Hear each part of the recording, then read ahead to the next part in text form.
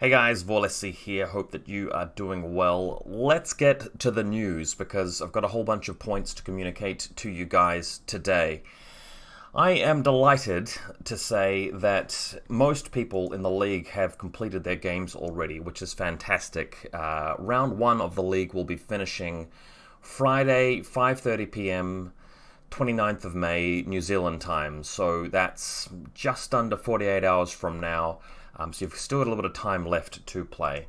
As you guys can see in the tournament field, there's a really big spread of results. With this much data, we can quite easily match up people who got 3 tournament points, 10 objective points, like a big 10-0, up against each other. So although you may have got an opponent who was a lot weaker than you game round 1, things will start to get more and more challenging, which is what we want. Conversely, if you feel a little bit downtrodden that you got completely smashed game round 1, don't feel bad. You are not alone. We have all of these people who also suffer the same result, and hopefully game 2 will be a bit slower, a bit more passive, a bit more back and forth, a bit more interaction, and it will be more of an interesting game. And then, of course, there's the general midfield, which will mix up as well. In casual, things are looking good as well. Again, the expectation was never to always get 100% of games finished for the casual rounds, because this is an opportunity for people to compete even if they can't commit to one game a week. But despite that, the vast majority of people have completed a game anyway, which I love. I think that's fantastic. Great to see some Code 1 games being played. Almost all of the Code 1 guys have played a game, so that's amazing. We can actually give you a new opponent next week. And guys, you don't necessarily have to stick to the factions. You can play a different faction if you want to. This is just really a placeholder. And if you want to play a different mission, you can. You don't have to play on my mission. And if you want to play on a different map, it doesn't matter. The thing that does matter is that you're having fun and you're learning. And thank you to the people who are dropping into Code 1 players' games and giving them a helping hand. That's really awesome. On Friday there'll be a new tab added for round 2, and you'll see your pairing. So do tune into that and watch my YouTube announcement for that. Again, the raw data form here, I do have a person called James. He's from Canada, helping me out with the data. So all of the blue highlighted one's filled in by me, and then orange is him, and he may be able to respond to some questions if I'm offline about game results. So that's that. Now the next thing I want to talk about is what we need to do if people can't complete their game within the deadline, before the deadline. Right now, there's only very few people who haven't completed a game, and they've still got 48 hours to do it.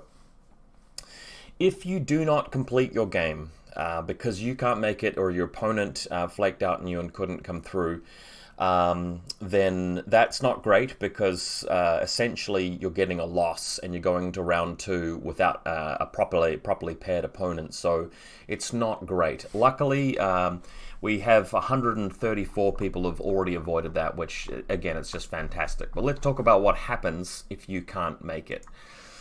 So one way to handle that is to give you a further week to play against that same person and try to complete that round 1 game on round 1's mission, on round 1's map, and complete that retrospectively. And on the form, you'll select it was a tournament game or a casual game, or whatever it was, and it was a round 1 game.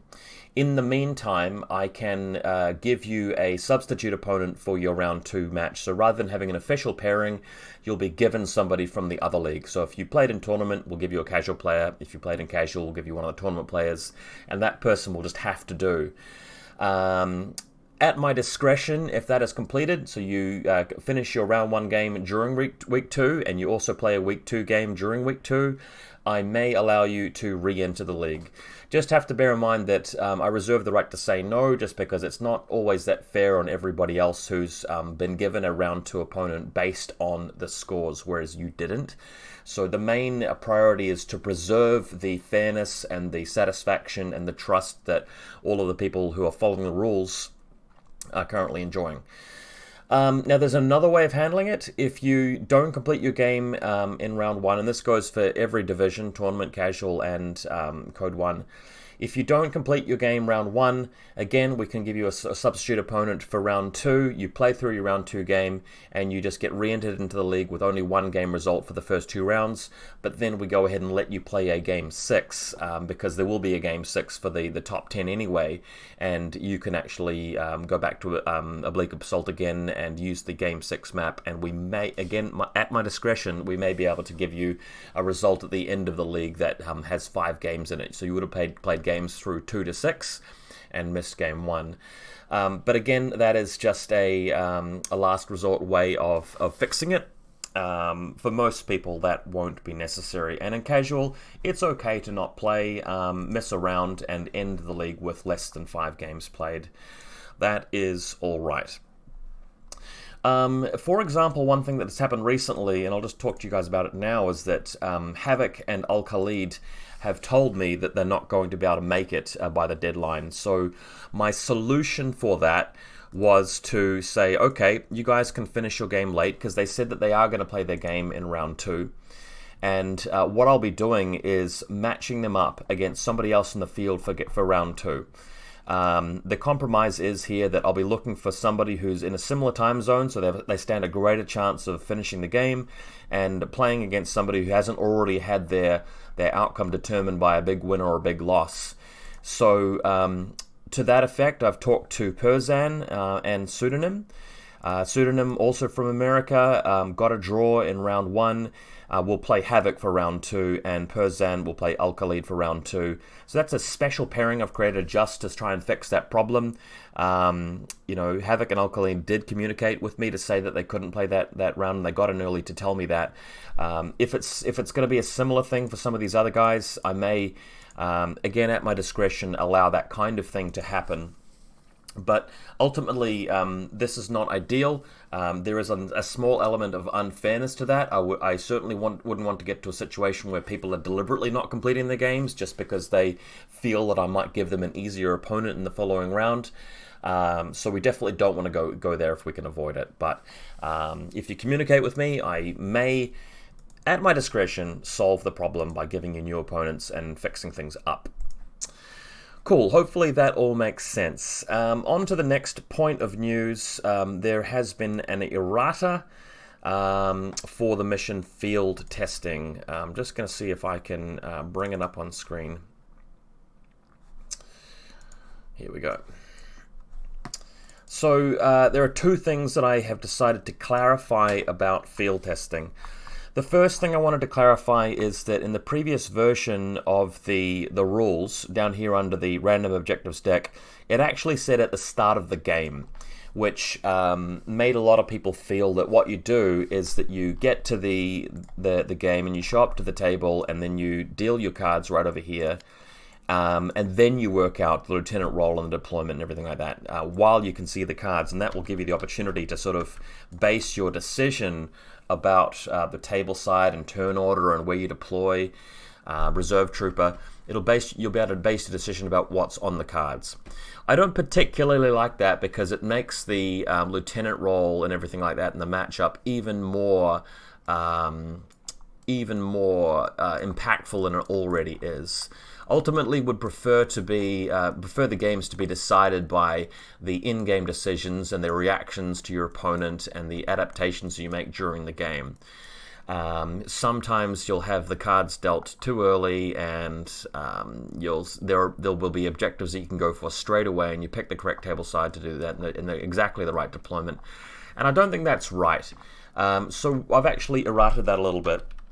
And it now happens that you actually draw the cards at the start of your first turn. So you do the lieutenant roll, you work out which table side you're on, who's going first, who's going second, you deploy everything including the data tracker, sorry, not the, you deploy everything including the reserve trooper, you roll for booty and metachemistry, and yes, you would choose the data tracker, and then you draw the cards. So if you have sent out some sort of impersonator or infiltrator to try and take out an HVT, you don't know in advance that you can actually get that particular card, right? So only at that point do you actually go and grab the cards, and here we've got too many net undermines, so there's the third one. And after you've drawn the first 3 cards, once they're all different, the player who's going first can obviously exchange one, so maybe you don't want to do net undermine, and you grab another card, and now they're all different, and then you start playing, and you can start spending the first order and so forth. So that's the first thing that I have changed about the mission. The second thing is I just clarified something around the mission to do with hacking. So somebody asked in the Discord whether you can use a nullifier to stop the hacking attempt on the enemy HVT. I thought about it long and hard, and although I think it's a really cool tactic to use a nullifier, I've basically ruled that you actually can't. I'm going to say that we're going to change the name from hack HVT to scan HVT, and we're going to make it so that nullifiers don't work. And I'm trying to find the card as an example, but it's probably down at the bottom of the deck. Anyway, oh, there it is there. Hack HVT. So in my PDF version of the rules, it now says scan HVT. You'll still be using the cards which says hack HVT. It's the same thing, but I've also added a little line at the end that says nullifiers don't work. So hopefully that makes sense. I've updated the Google Drive folder with the PDF, the errated version, so please tell your opponent about that if they don't already know. So next point of news, here is the new map.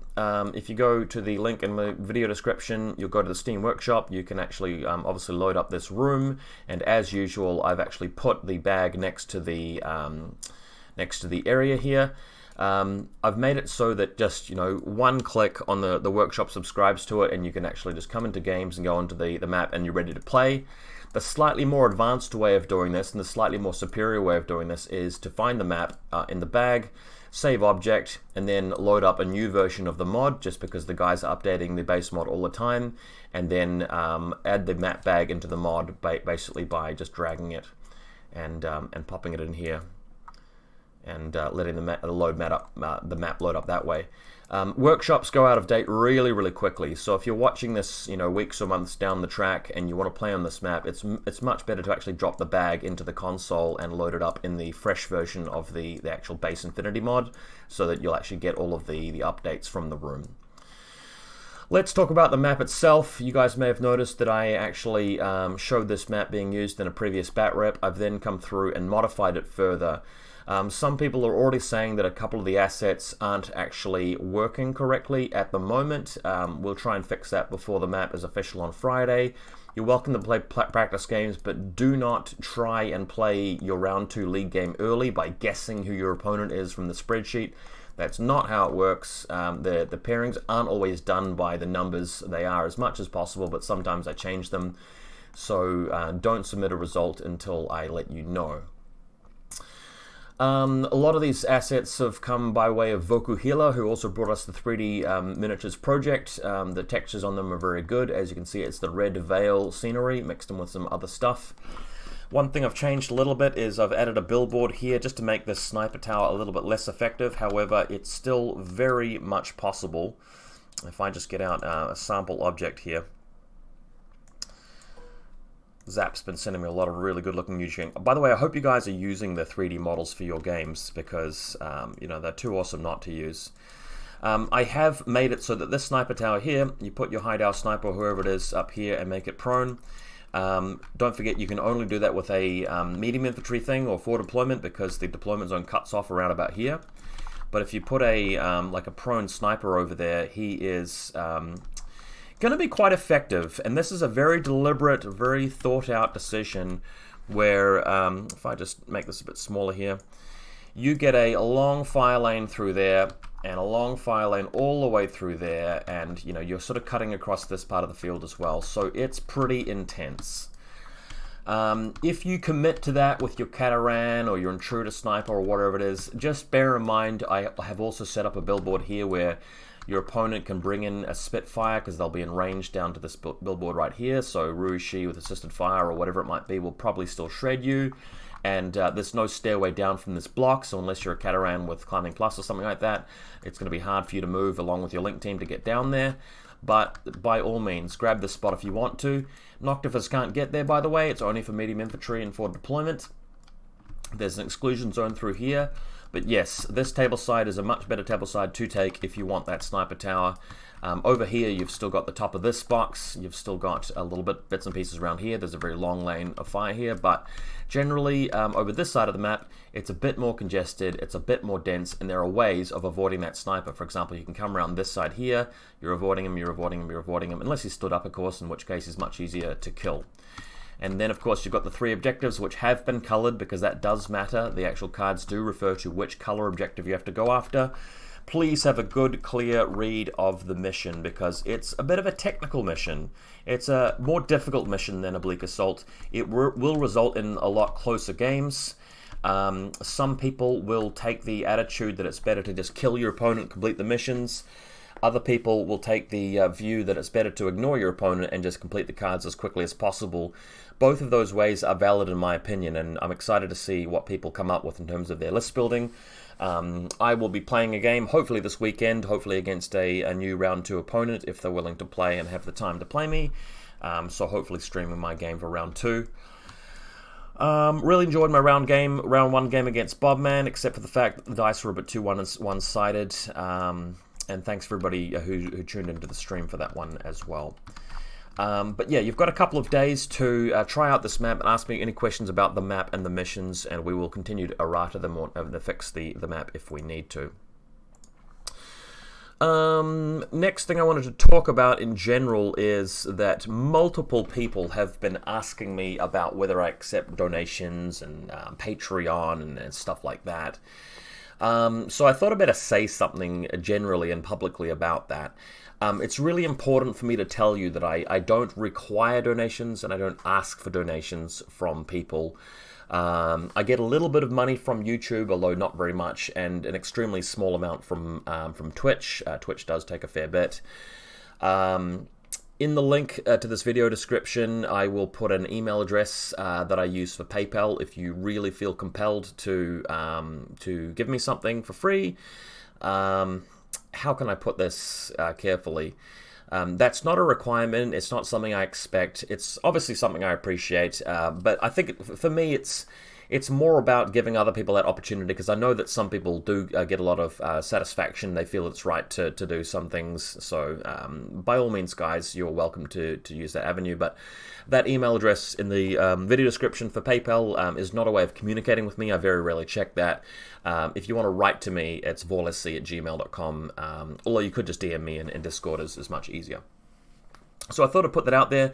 I am personally leaving my job at the end of this week, but that is a planned and calculated thing. I've got tons of money saved up. I can go back to that job because they really need me, so I may do that later in the year. There's another employer that's looking at hiring me, so I'll take the time to explore that, but after this weekend I'll have tons of time to devote to this league and the organization and everything related to it. So just wanted to give you that personal update. Moving on to the next one. Workshop contributions. So this is the map. If you go up to the workshop for our 3D project, I just want you guys to pay careful attention to what happens when I click on that workshop and load it in. So you're watching, let's see what happens. Here it comes, and there's a ton of models, and here they come, loading, loading, loading, loading, loading, loading, loading, loading, loading, loading, loading. There's like 200 of them, and they're all being loaded into the room. And here we go, loading complete, everything's done. Notice that took about 5 to 10 seconds maximum. Wyrock No Die mentioned to me that he had a lot of trouble loading the room, and I suspect that might be because his computer is very slow, graphics card not very good, or slow connection, I don't know. It might also be because if you haven't loaded this room in a while, your assets aren't cached, so you're loading everything up from scratch. That might be the case, I'm not 100% sure, but for me, it loaded extremely quickly despite the huge number of models we have in now, and other people that I've been asking have been telling me the exact same thing, that they have been able to load the room up without any problem. If you are experiencing like TTS crashing or taking like many minutes of time to load, tell me, because what I can obviously do and will do in the long run is bag the collections up a bit more. For example, my combined army shown here is not the full collection. I've got the entire collection in the bag, and the rest of it just there for display. Similar thing with my Yu Ching. I'm going to be starting to pack up Zap's collection a bit more because he's submitting so much goddamn stuff. Same thing with Axel, but the priority at the moment is to treat it like you treat a real shelf in real life. If you have a showroom with your miniatures, you tend to put them out there for display rather than keeping them in a box where people can't see them. I don't really want people to have to go through boxes the entire time and drag them out into the table if we don't have to. So I'm trying to keep as many of these models out in the open there for you to load up as possible. But I'm open to complaints. If you're really just trying to get into this room and you can't because of lag and the sheer extreme loading time, do let me know that in the video comments or on Discord, and I will try to compress this room a bit more by putting it into individual bags so that you can basically see a couple of preview models, and then you can open the bag and then take the time to load up the bag and save things as you like. As you guys can tell, we have a ton of contributors now and a ton of models. I really hope you guys are using these miniatures in your league games. They are absolutely awesome. We've got more coming in every single day. I've got a big Pan-Oceania collection which I'm adding in. This collection of Pano is about to triple. We also have a Spiral Core about to hit, so Grunt's Lonely collection of miniatures will be basically a full faction once we get Zulu stuff in there. Was it Zulu? I can't quite remember. But anyway, more stuff coming in all the time, so that's very, very exciting.